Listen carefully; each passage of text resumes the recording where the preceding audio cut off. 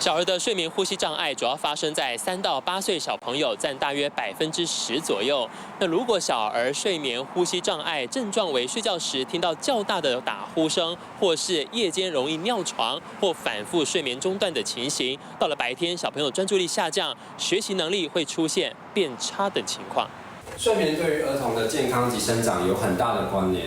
俗话说“几眉短几寸”，长期睡眠不足会影响到生长激素的分泌。造成发育迟缓，身材比同年龄的人都还要矮小，并且可能导致过动、暴躁、情绪易怒、注意力不集中、学业成绩不佳等等的状况。家长带来耳鼻喉科诊间，我们会先看一下理学检查，检查一下小朋友的口腔是否有扁桃腺肥大，或者是鼻腔有没有鼻塞问题或腺样体肥大等等的问题。另外会做 X 光或者鼻咽内视镜的检查为辅助。有必要的话，我们会做睡眠呼吸生理检查，看看小朋友的睡眠呼吸障碍是否有达到一个睡眠呼吸中止症的问题。在呼吸道的部分呢，也会因为上颚骨的上面就是鼻腔，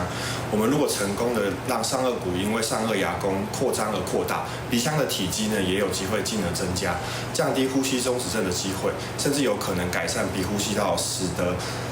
鼻塞的情形下降。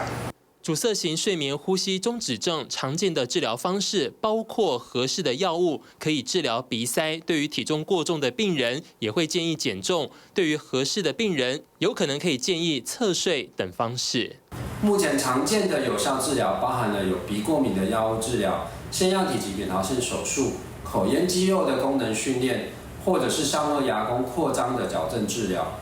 儿童阻塞型睡眠呼吸中止症是一种睡眠呼吸疾病，大约有5到10% 的小朋友会有这样的问题。由于我们呼吸时空气会经由鼻腔、鼻咽、口咽，如果小朋友有过敏的这个情况，那随着我们的年纪越来越大，台湾的空气污染越来越严重的这个情况下，其实有过敏症的孩子的比例其实是感觉是逐年在攀升。根据研究统计，学龄儿童大约有10%的小孩子会打呼，而有睡眠呼吸中止的小孩子比例大概在1%到5%，而常见的症状包括打鼾、鼻塞、张口呼吸、容易晚上尿床、生长迟缓。矫正医师在小儿睡眠呼吸中止症的患者呢，提供的治疗呢，主要分成下面2类，一类呢是上颚扩弓，另外一类呢是引导下颚向前生长。在上颚较为狭窄的患者，从咬合面看起来呢，牙弓会呈现较为 V 字形，前牙的角度呢也会因为牙弓的形状较尖，而看起来比较往前，呈现俗称的龅牙。那这类的患者呢，如果条件许可的话，使用上颚的扩大版，不只可以改善牙弓的外形、前牙角度。所谓的睡眠呼吸中止症，大部分都发生在成年人身上，但其实在小朋友身上也并不罕见哦。那会发生这样子的一个问题，主要就是在一些有结构上异常的一些小朋友，比方说他可能有一些鼻子，或者是鼻咽部的那些结构上的异常，或者是说他有一些鼻息肉。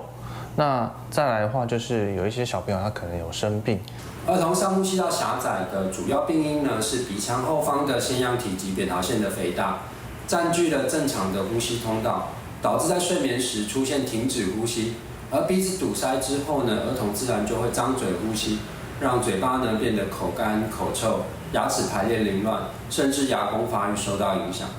医师提醒，儿童的睡眠相当重要。如果家中的儿童有类似的症状，家长应提高警觉，求诊小儿专科医师及睡眠专科医师的诊断，及早发现治疗，别让病情恶化。TVBS 新闻陈如环、肖英强、张正安、蒋志伟台北采访报道。想看最完整的新闻内容，记得下载 TVBS 新闻网 APP。